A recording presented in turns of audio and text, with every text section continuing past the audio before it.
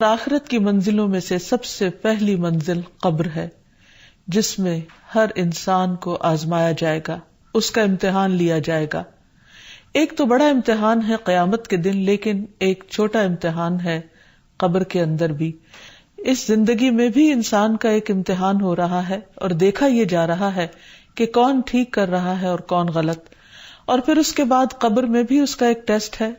3 اہم سوال اس سے کیے جائیں گے، اور اس میں جو کامیاب ہوگا اسی کے لیے قبر جنت کے ٹکڑوں میں سے ایک ٹکڑا بن جائے گی۔ رسول اللہ صلی اللہ علیہ وسلم نے یہ بھی فرمایا کہ اللہ کی قسم، میں نے جتنے بھی مناظر دیکھے، جتنے سینز دیکھے ہیں، قبر کا منظر ان سب سے زیادہ ہولناک ہے، خوفناک ہے۔ اور ویسے بھی انسان اگر امیجن کرے کہ زمین کے اندر ویرانے میں، قبرستان میں،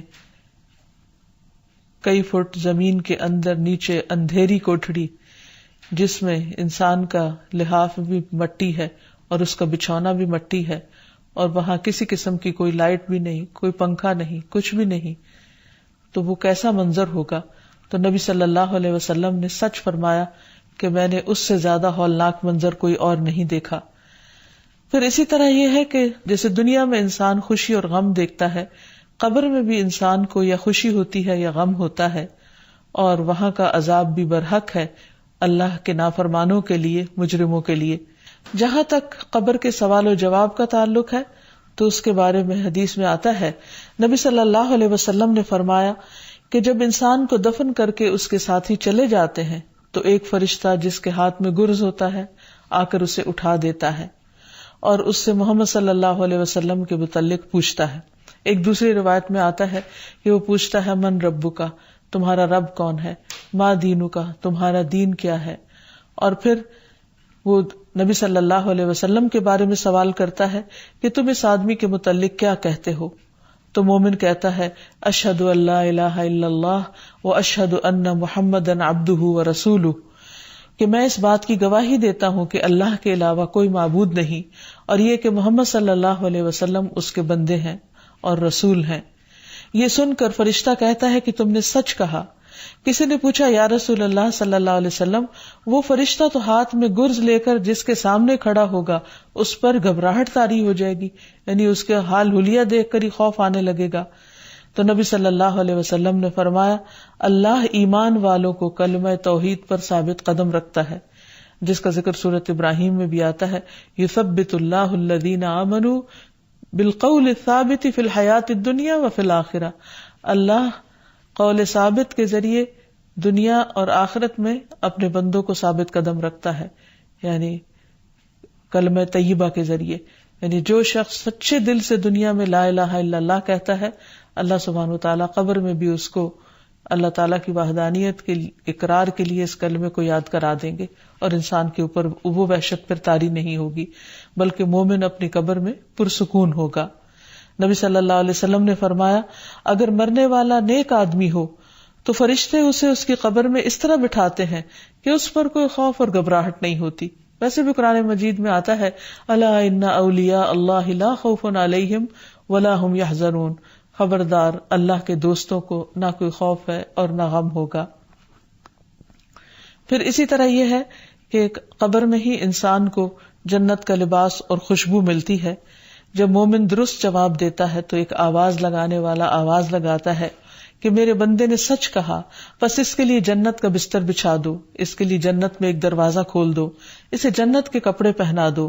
پھر جنت کی ہوا اور خوشبو اس کے پاس آتی ہیں اور اس کی قبر حد نگاہ تک کشادہ کر دی جاتی ہے، یعنی کھلی کر دی جاتی ہے۔ جنت کے دروازوں میں سے ایک دروازہ کھول کر اسے اس کی آخری قیام گاہ یعنی جنت میں اس کا جو گھر ہے وہ دکھا دیا جاتا ہے، اور اسے بتایا جاتا ہے کہ یہ ہے وہ جگہ جو اللہ سبحانہ تعالیٰ نے تمہارے لیے تیار کر رکھی ہے۔ یعنی قیامت کے دن جب تم اٹھو گے اور اپنے حساب کتاب سے فارغ ہوگے تو آخر میں تمہارا مقام یا گھر یہ ہوگا، تو اس سے اس کی خوشی میں اور زیادہ اضافہ ہو جاتا ہے۔ لیکن اس کے برعکس جو شخص اس امتحان میں فیل ہو جاتا ہے، اس کے لیے جہنم کے دروازوں میں سے ایک دروازہ کھول کر اس کو جہنم کا ٹھکانہ دکھا دیا جاتا ہے۔ پھر اسی طرح یہ ہے کہ انسان کی قبر وسیع اور روشن کر دی جاتی ہے۔ ابو ہریرہ سے روایت ہے کہ رسول اللہ صلی اللہ علیہ وسلم نے فرمایا، مومن شخص اپنی قبر میں سبز باغیچے میں ہوتا ہے تو اس کے لیے اس کی قبر کو 70 ہاتھ کشادہ کر دیا جاتا ہے اور اس کے لیے 14ویں کے چاند کی طرح روشنی کر دی جاتی ہے.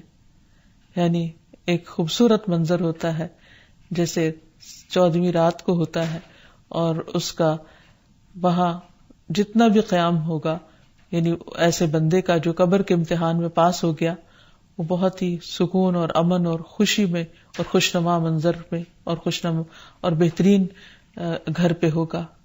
تو اس سے پتہ یہ چلتا ہے کہ جو شخص ایمان کے ساتھ عمل صالح کرتے ہوئے دنیا سے رخصت ہوگا، ایمان پر ہی اس کا خاتمہ ہوگا اور وہ قبر کے امتحان میں کامیاب ہو جائے گا، اس کے لیے قبر کو کشادہ کر دیا جائے گا اور ایک بہترین منظر ہوگا اس کے اس گھر میں. اس کے برعکس قبر میں عذاب بھی ہے. جو شخص قبر کے سوالوں کے جواب نہ دے سکا، اس کی وہاں شامت آئے گی، اس کو مار پڑے گی. نبی صلی اللہ علیہ وسلم نے فرمایا کہ آدمی جب قبر میں رکھا جاتا ہے اور دفن کر کے اس کے لوگ پیٹ موڑ کر رخصت ہوتے ہیں تو وہ ان کے جوتوں کی آواز سنتا ہے. پھر 2 فرشتے آتے ہیں، اسے بٹھاتے ہیں، پوچھتے ہیں اس شخص کے متعلق تمہارا کیا اعتقاد ہے؟ کافر یا منافق یہ جواب دیتا ہے کہ مجھے نہیں معلوم، میں نے لوگوں کو ایک بات کہتے ہوئے سنا، میں بھی کہتا رہا. پھر اس سے کہا جاتا ہے کہ نہ تو نے کچھ جانا اور نہ پڑھا. اس کے بعد لوہے کے ہتھوڑے سے اس کے دونوں کانوں کے درمیان بڑے زور سے مارا جاتا ہے اور وہ اتنے بھیانک طریقے سے چیختا ہے کہ 2 بوجھوں یعنی انسان اور جن کے علاوہ ارد گرد کی ساری مخلوق اس کی چیخ سنتی ہے. پھر اسی طرح جہنم سے لباس اور بستر آتا ہے. آسمان سے منادی آواز لگاتا ہے، اس نے جھوٹ بولا، اس کے لیے آگ کا بستر بچھا دو، آگ کا لباس پہنا دو. پھر جہنم کا دروازہ کھول دیا جاتا ہے، قبر کو تنگ کر دیا جاتا ہے. اس شخص پر اندھا بہرا فرشتہ مقرر کر دیا جاتا ہے جو اس پر سزا دینے کے لیے مسلط ہوتا ہے تاکہ اس پر کسی قسم کا کوئی رحم نہ کھائے. اور پھر قبر میں اس کی نیند کی کیفیت کے بارے میں آتا ہے کہ اس سے کہا جاتا ہے کہ تم منحوش کسی نیند سو جاؤ. اور منحوش کی نیند کا مطلب ہے ایسا آدمی جسے کیڑے مکوڑے اور سانپ ڈستے اور نوچتے رہتے ہیں اور اس پر قبر تنگ کر دی جاتی ہے تو جس کرب میں وہ مبتلا ہوتا ہے اور اس میں وہ جو سوتا ہے اس نیند کی طرف اشارہ ہے. رسول اللہ صلی اللہ علیہ وسلم نے فرمایا، قبر آخرت کی پہلی منزل ہے، اگر وہاں نجات مل گئی تو بعد کے سارے مراحل آسان ہو جائیں گے، اور اگر وہاں نجات نہ ملی تو بعد کے سارے مراحل دشوار ہو جائیں گے، یعنی مشکل ہو جائیں گے. ایک یہودی عورت حضرت عائشہ رضی اللہ تعالی عنہا کے پاس آئی اور اس نے عذاب قبر کا ذکر چھیڑ دیا اور کہا کہ اللہ تجھے عذاب قبر سے محفوظ رکھے. اس پر حضرت عائشہ رضی اللہ تعالی عنہا نے رسول اللہ صلی اللہ علیہ وسلم سے عذاب قبر کے بارے میں دریافت کیا. آپ نے اس کا جواب دیا کہ ہاں، عذاب قبر حق ہے، یعنی واقعی ہے. تو حضرت عائشہ نے بیان کیا کہ پھر میں نے کبھی ایسا نہیں دیکھا کہ آپ صلی اللہ علیہ وسلم نے کوئی نماز پڑھی ہو اور اس میں عذاب قبر سے اللہ کی پناہ نہ مانگی ہو. یعنی ہمیشہ آپ صلی اللہ علیہ وسلم ہر نماز میں اللہ سبحانہ وتعالی سے دعا کرتے کہ وہ عذاب قبر سے محفوظ رکھیں.